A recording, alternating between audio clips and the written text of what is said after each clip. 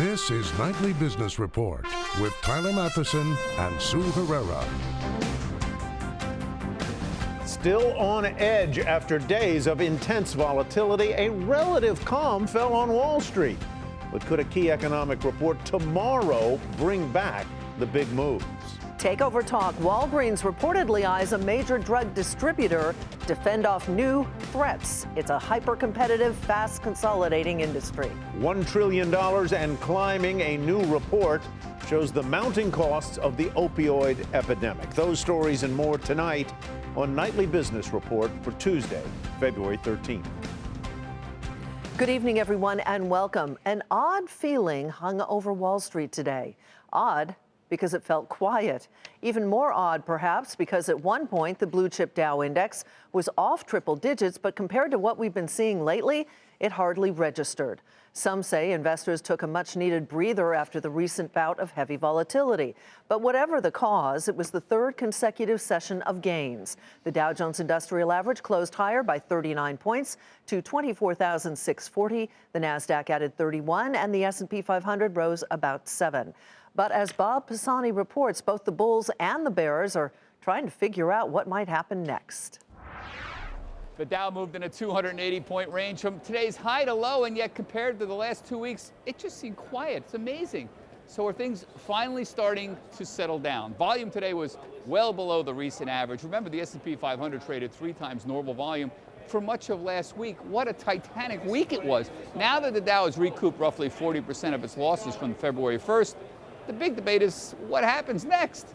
The bulls would argue that the correction was technical, whatever that means, and there was no fundamental driver behind it. They say earnings are growing and the global economic backdrop is solid. That's true. Many traders were forced to lighten up their exposure to stocks amid all the chaos last week, but the bulls believe the short covering is slowly starting to wind down. But the bears say the recovery happened far too quickly. This correction's only 7 days old. And it started, by the way, with a very fundamental concern, fear of inflation from higher wages. Remember that? Citigroup's Tobias Levkovich says euphoria is still the underlying culprit pervading the market. He says investors are still kind of itching to buy here. One thing's for certain, those who argue that the correction was not technical but fundamental, that it was a response to the better-than-expected jobs report and higher wage growth, they're going to be watching tomorrow's read on January inflation very, very carefully. For Nightly Business Report, I'm Bob Pisani at the New York Stock Exchange. So could that inflation report that Bob just mentioned determine the direction of the market tomorrow and in days forward? Joining us to talk about that, Stephen Wood. He's the chief market strategist at Russell Investments. How closely will you be watching this consumer price index number tomorrow morning as a confirmation of what we saw in the jobs report a couple of weeks ago? I think very closely. The spark that set the flame a number of trading sessions back was an inflation report. And the basic underlying idea is that the economy is doing well. And now that we've got stimulus coming in, not only from the tax cuts, but there could be infrastructure spending. And there's repatriation of foreign earnings that have been sitting abroad for some time.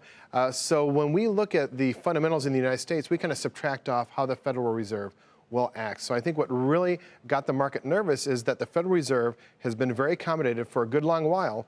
They're beginning to tighten into a mediocre environment, but if they think the inflation environment and the growth environment is actually good, the Federal Reserve might tighten even quicker and higher. There's also the unknown of what the new Fed chief is going to do with the board, what his attitude is on inflation and things like that. That's another layer, I guess, of uncertainty. I think so. I think what we're going to get initially is there'll be a smoother transition.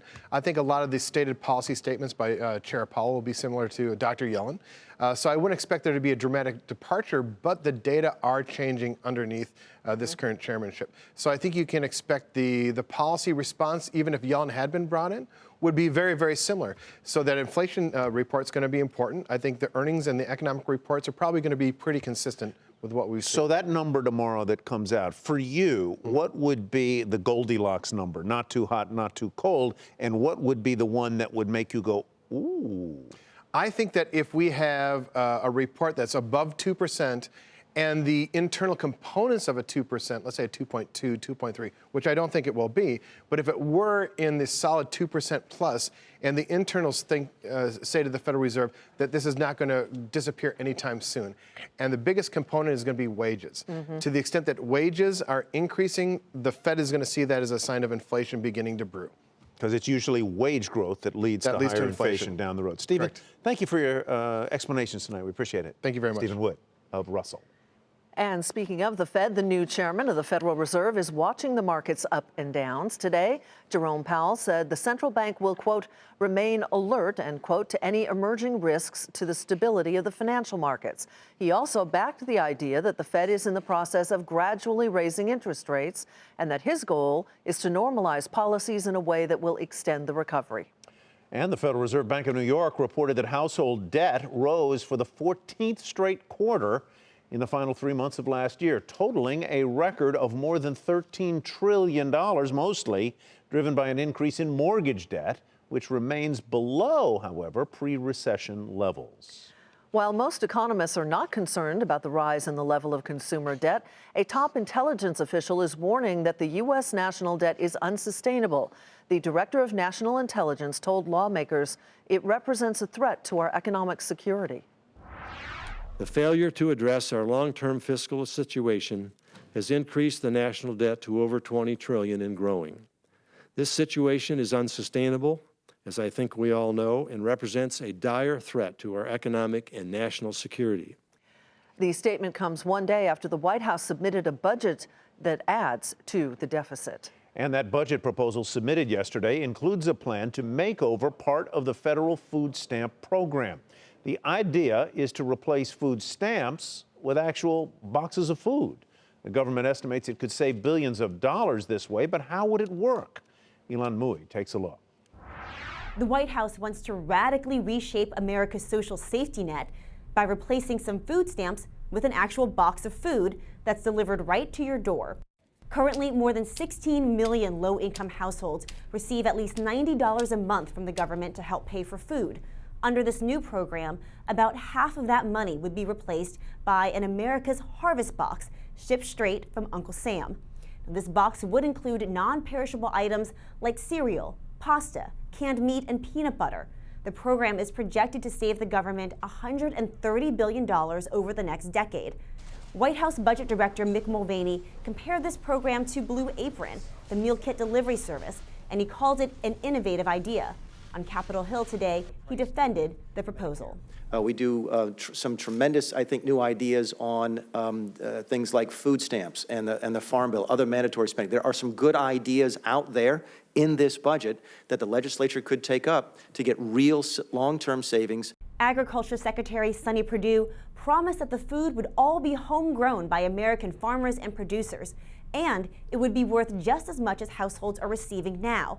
But Washington is skeptical. The Republican leaders of the agriculture committees in Congress pushed back against any cuts to food programs. The grocery industry is also against it, warning that delivering government food boxes would be inefficient. Stacey Dean of the Center for Budget and Policy Priorities worries that the end result will be fewer benefits for the people who need them the most. I don't think that SNAP participants are spending 40 to 50% of their benefit on pasta, powdered milk, and canned tuna. So what they were talking about putting in the box doesn't reflect what I eat or what I think SNAP participants are eating, and just has enormous administrative costs. The White House would need Congress to turn this idea into reality. So for right now, America's Harvest box is still half-baked. For Nightly Business Report, I'm Ilan Mui in Washington. It is time to take a look at some of today's upgrades and downgrades. Dow component JP Morgan was upgraded to outperform from market perform at Keefe, Bruyette & Woods. The firm says the recent pullback in the stock price has created an opportunity to buy what it calls a best-in-class stock. The analyst has a 127 price target on that stock. Shares rose fractionally to 112.43. Fellow Dow component 3M upgraded to buy from hold at Deutsche Bank. The firm says a strengthening global economy will help accelerate 3M's earnings. The price target was raised to $275. Shares of 3M were up about 1% to $231.36. Beazer Home upgraded to outperform from neutral at Wedbush. The firm says the stock's decline is overdone and that an improving balance sheet will be a catalyst for further growth. The analyst set a $22 price target there. Shares of Beazer rose 4 cents to $15.95. And Quest Diagnostics upgraded to outperform from neutral at Credit Suisse. The firm cites growth opportunities at that medical lab operator. The price target raised to $118. Quest up $2. It finished at $101.39. Still ahead, why two healthcare heavyweights may want to tie the knot.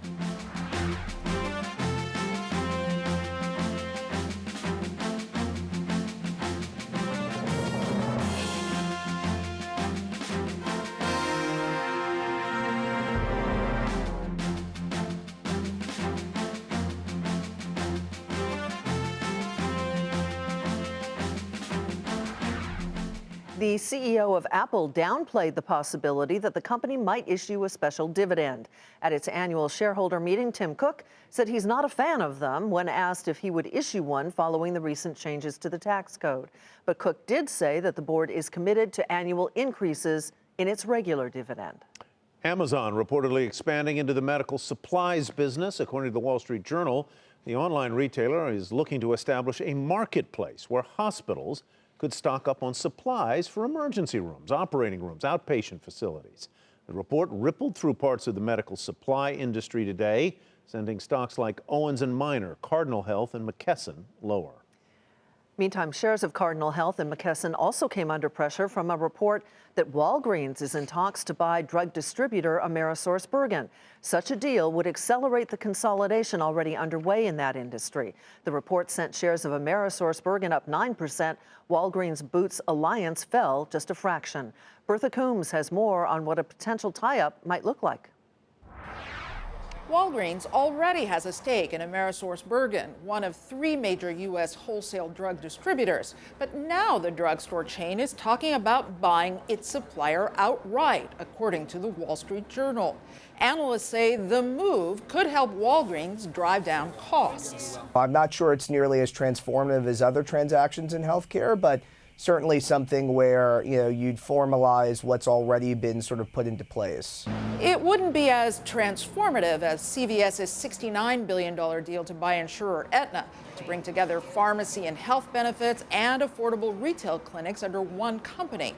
In this case, a deal would put Walgreens in charge of its drug supply chain, and it could offer deals to thousands of smaller drugstores, while also fending off the threat of Amazon and its new health venture with Berkshire Hathaway and JP Morgan, aimed at cutting costs. The supply chain in healthcare is really now up for grabs. And I think it's pretty clear that Amazon's going to get into this business. If you look at the deal now with JP Morgan and Berkshire Hathaway, and they are a great master of disrupting supply chain and disintermediating it. Walgreens was blocked from acquiring all of Rite Aid pharmacies on antitrust grounds. It's not clear it will strike a deal to buy Amerisource, but if it does, it could raise concerns about the impact on independent drugstores. Still, it would come as businesses and the government are trying to rein in drug costs. To the degree we see the government push back, then the government's going to ultimately have to have a better solution than what we have today in terms of how we lower healthcare costs and keep the system more efficient. A deal could contain costs in the system, saving money for large employer and government health plans. But ultimately, Walgreens may have to make the case that those savings would actually benefit consumers at the end of the line, who are grappling with high out-of-pocket costs. Bertha Coombs, Nightly Business Report, New York.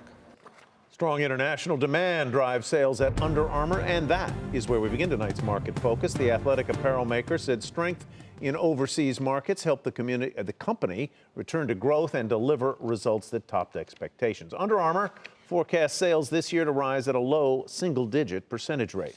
Shares up 17% to $16.70. PepsiCo also said strong demand overseas helped to offset weakness in its North American market.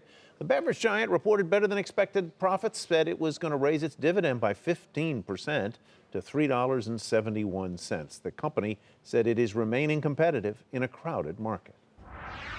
We've been averaging about 3.5–4% revenue growth. Approximately 1.5 points of that revenue growth has actually been coming from innovation. And if you think about PepsiCo's revenue growth compared to most consumer products companies and most food and beverage companies, we've been exceeding by about 1.5 points. Shares finished today up 21 cents at $112.14. The building's materials company, Martin Marietta, reported better than expected earnings thanks to the new tax law. The company also, helped by pricing improvements, said it believes the U.S. is in the midst of a multi-year construction recovery. The stock was up 2.5% to $218.41. And the vitamin and supplements company, GNC, has entered into a partnership with a Chinese pharmaceutical outfit, which will invest $300 million in GNC and manufacture and sell GNC products in China. The small cap stock saw big gains, up 18% to $495. One of Xerox's largest shareholders is suing that company, attempting to block its proposed $6 billion merger with Japan's Fujifilm. The shareholder called the deal fraudulent, adding that it dramatically undervalues Xerox. Meanwhile, Xerox said a merger with Fujifilm is in the best interest of the company and its shareholders. The shares were off more than 2% to $29.17. MetLife's quarterly profit fell more than 30% in the most recent quarter because of changes to the U.S. tax law and a charge for failing to pay some workers' pensions. The insurance company previously reported that the SEC was looking into that matter. The stock was volatile in after-hours trading. It finished the regular session up more than 1% to $45.20. Chipotle has a new CEO. The former head of Yum Brand's Taco Bell unit will lead the fast food casual chain. He will take over for founder Steve Ells on March 5th. The stock soared in after-hours trading. Shares of Chipotle finished the regular session down 3 points to $251.33.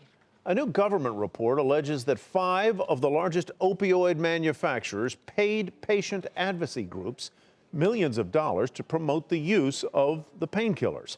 The Senate investigation examined the financial ties between the companies and patient groups between 2012 and 2017. And according to the report, Purdue Pharma, Janssen, Mylan, Insys, and Depomed downplayed the risk of addiction and lobbied against restrictions on overprescriptions. The growing opioid crisis has cost the United States $1 trillion since 2001.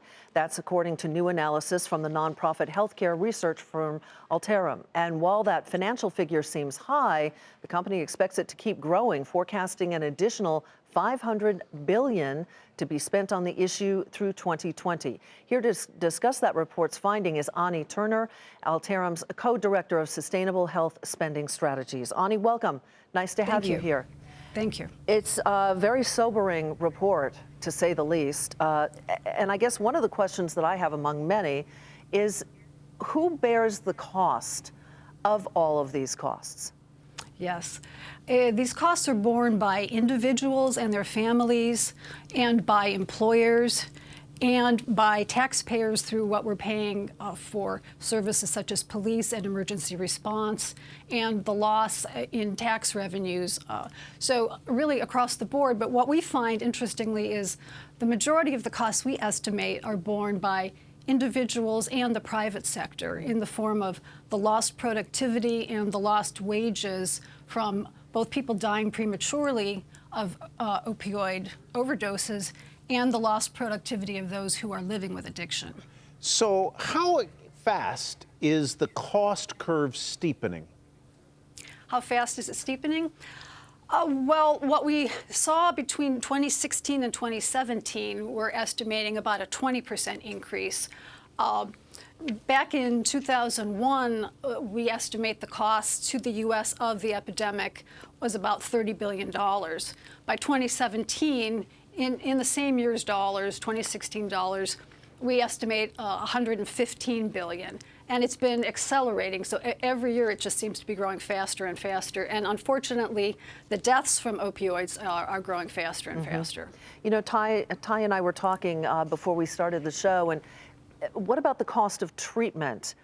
Because it can be extremely costly. Yes. Is that factored into these cost estimates, or is that a completely separate cost? For the most part, it's a separate cost because what we're trying to do is show that if you're looking at the value of investments in preventing opioid addiction and in helping those who are suffering from addiction, you want to know what the value of that investment would be. So you want to know what we're already paying, what it's costing us today. We do include in those costs some healthcare costs, though, so costs of people in the emergency room suffering from an overdose and associated hospital costs, as well as costs of increases in conditions like HIV and hepatitis that are a result of this epidemic. But these burdens then should be weighed against the costs of treatment, as you said. All right, as we wrap it up, I'm just going to list very quickly the 3 things that you recommend that lawmakers should focus on: prevention, treatment, and recovery. Ani Turner, thank you so much for joining us. We really appreciate it. Thank you. Ty? Coming up, why the business jet market is taking off. Those who buy business jets call the new tax law a Christmas gift. Why? We'll explain when Nightly Business Report returns.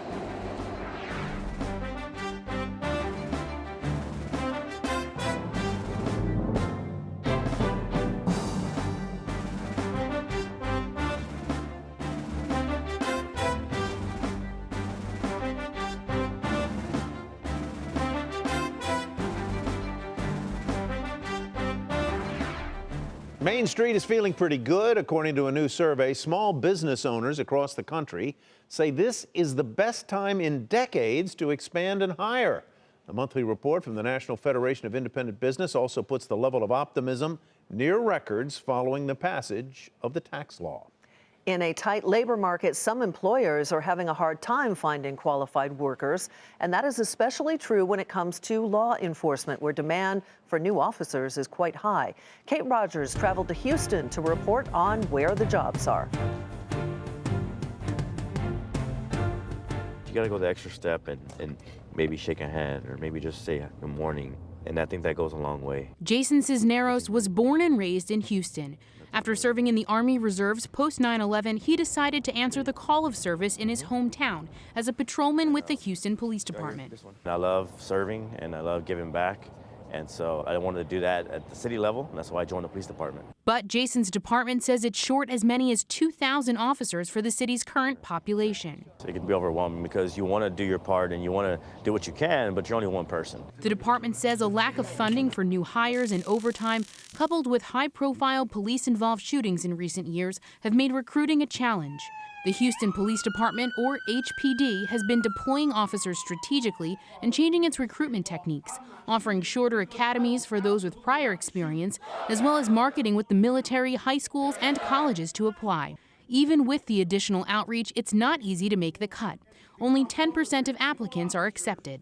In order to get people that have the character, the history, the education, the work history, the credit history, the psychological mindset, we got to go through a lot of people to be able to get the best of the best. The issue extends beyond Houston to rural areas and other large cities like Atlanta, Philadelphia, and San Jose. A growing number of police departments across the country are losing manpower, in part because the economy is improving. Recruitment is always correspondingly more difficult when the economy is thriving because of the nature of the benefits and pay that the private sector can offer. Recruitment challenges vary from department to department, but many are offering incentives like tuition reimbursement, signing bonuses, and some are even retooling policies on prior experimental drug use to find new hires. Officers like Cisneros are hopeful young talent will want to join the ranks. Maybe optimistic to say, but be the change you want to see. If you think things could be different, then come on and join the ranks. Okay. For Nightly Business Report, I'm Kate Rogers in Houston, Texas. Hey, Raj. To the private jet market now, which is once again taking off. Entrepreneurs, corporate executives, and those who are well off are sparking a resurgence in demand for business jets, both old and new. For that, you can thank both the growing economy and that new tax law. Phil LeBeau is in St. Petersburg, Florida for us tonight. Marcus Adolson is a CEO who believes in flying himself on business trips. These days, he's piloting an Embraer Phenom 100 jet, bought for $1.7 million late last year, after the new tax law was passed. This kind of came as a Christmas gift. I was already in the process of doing the pre-buy on this plane when I read through the tax law, and I thought, hey, 100% bonus depreciation on new end-use aircraft? Well, Merry Christmas. The change in the tax law is significant. What was once a 50% write-off for the cost of a pre-owned jet used for business is now a 100% deduction. Marcus Adolphson is not the only business jet owner using the new tax law to justify buying a pricier set of wings. In fact, brokers who buy and sell used business jets say the new depreciation tax break has sparked a wave of interest they haven't seen in years. JetAviva, which buys and sells used business jets, has seen the supply of some models plunge in the last 6 months. Now that we're seeing inventory levels go down and prices firm up, people are feeling more confident to make a capital purchase because they're not worried about the values being reduced nearly as much. Adding to the resurgence is what analysts are starting to see in corporate America, a rise in capital expenditures for major investments like business jets. I think the biggest issue is companies are looking at tax reform and feeling as if they have more to spend. A welcome sign for the private jet market, which has faced turbulence since the recession, finally gaining altitude thanks to buyers looking to take off in their own jet. Phil LeBeau, Nightly Business Report, St. Petersburg, Florida. And before we go, let's take another look at the day on Wall Street. A calmer day it was. The Dow did close higher by about 39 points. That's its third straight day of gains. The Nasdaq added 31. The S&P 500 rose about 7. Tomorrow, a key inflation report is due out. That is one to watch. It could move the market. Which is why you'll have to come watch Nightly Business Report tomorrow. That does it for us. I'm Sue Herrera. Thanks for joining us. And thanks from me as well. I'm Tyler Matheson. Have a great evening, everybody. See you tomorrow.